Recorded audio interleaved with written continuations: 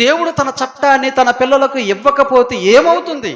షరతులతో కూడిన చట్టం, క్రమశిక్షణతో కూడినటువంటి చట్టం, ఎలాంటి చట్టం అనేది లేకపోతే కఠినముతో కూడినటువంటి ఈ చట్టం దేవుడు తన పిల్లలకు ఇవ్వకపోతే ఏమవుతుంది? సామెతలు 29:18, దేవోక్తి లేని ఎడల జనులు కట్టులేక తిరుగుతురు. అంటే దేవోక్తి అనే ఒక ఆజ్ఞ మనిషికి లేకపోతే, ఒక చట్టం లేకపోతే, ఒక హెచ్చరికతో కూడినటువంటి ఆజ్ఞ లేకపోతే జనులు ఎలా ఉంటారండి? ఎలా ఉంటారు?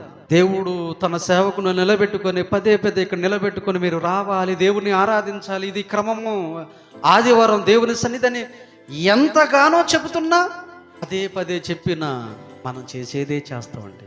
మనం చెయ్యాల్సిందే చేస్తాం తప్ప సేవకుడు చెప్పింది మనం చెయ్యం. మనకున్న అలవాటు అది. దేవుడు చట్టం చెయ్యకపోతే, ఆజ్ఞలు ఇవ్వకపోతే, కట్టడంతో కూడినటువంటి ఆజ్ఞలు ఇవ్వకపోతే ఇంకా ఎంతగా తిరుగుతారు చెప్పండి. ఒక క్రమం ఉండదండి, ఒక పద్ధతి ఉండదండి, ఒక భయం అనేది, భక్తి అనేది, ఒక లోబడటం అనేది, దేవుని వాక్ అనేది ఉంటేనేనండి ఇది. లేదంటే దేవుని ఆజ్ఞలు అనేవి ఉంటేనేనండి మనుషులు ఒక భయం, ఒక భక్తి అనేది ఉంటుంది.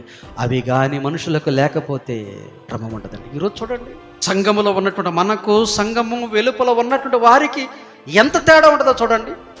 దేవుని మాటల క్రింద ఉన్నటువంటి మీరు బయటికి వెళ్ళి చూడండి, వారికి ఎంత తేడా ఉంటుంది. ఎందుకుంది ఆ తేడా చెప్పండి? దేవుని వాక్కు కలిగి ఉన్నారు మీరు, దేవోక్తి కలిగి ఉన్నారు మీరు. దేవోక్తి కలిగి ఉండటం వలన కాస్త కూస్తూ మీకు వారికి తేడా ఉందండి. ఒక విషయాన్ని ఆలోచించాలన్నా, కాని మాట మాట్లాడాలన్నా, కాని మార్గంలోనికి వెళ్ళాలన్నా మీరు ఆలోచిస్తారు. ఎందుకని? దేవోక్తి ఉండటాన్ని బట్టి. అదే లేనివాడు ఏం చేస్తాడండి? ముందు వెనక ఆలోచన చేయకుండా దూసుకుపోతాడు. అందుకేనండి దేవోక్తి మనిషికి చాలా అవసరం. ప్రతి మనిషికి అవసరం అండి. మనకు లోక సామెతలు బాగా గుర్తుంటాయి కానీ దేవుని సామెతలు గుర్తుండవండి. లోక సామెతలు ఏంటి? విద్య లేనివాడు వింత పశువు అంట. దేవుని ఆజ్ఞ లేనివాడు ఏమండి? లోక సంబంధమైన సామెత నువ్వేస్తే, నువ్వు చెబితే ఆత్మ సంబంధమైన సామెత ఎవరు చెప్పారు? జ్ఞాని అయిన సొలొమోను చెప్పాడు. ఏం చెప్పాడు? నువ్వు విద్య లేనివాడు వింత పశువు అని పిల్లలకు విద్యాలయాలు కట్టమని నేర్పించావు. కానీ దేవుని జ్ఞానం ఎరిగినటువంటి సొలొమోను విద్య లేకపోతే వింత పశువు అవుతాడు అంటున్నావు కదా. అసలు దేవోక్తి లేకపోతే జనులు కట్టుబాట్లు లేకుండా తిరుగుతారు. వాయు వరుసలు ఉండవు, భయము భక్తి ఉండదు, వారి సుఖాలు వారి కోరికలు ఆకాశాన్ని అంటుతాయి. లోక సంబంధమైన చదువు పెద్దగా లేకపోయినా పెద్ద ఇబ్బంది లేదు, కానీ దేవుని వాక్కు లేకపోతే, దేవుని ఆజ్ఞలు అనుసరించకపోతే కట్టు లేకుండా తిరుగుతాడు, పూర్తిగా చెడిపోతాడు. ఒక నరహంతకుడిగా మారిపోతాడు, ఒక వ్యభిచారిగా మారిపోతాడు, ఒక దొంగగా మారిపోతాడు, ఒక మోసగాడిగా మారిపోతాడు, చూడండి, ఒక ద్రోహిగా మారిపోతాడు, ఒక దూషకుడిగా మారిపోతాడు, ఒక కసాయిగా మారిపోతాడు.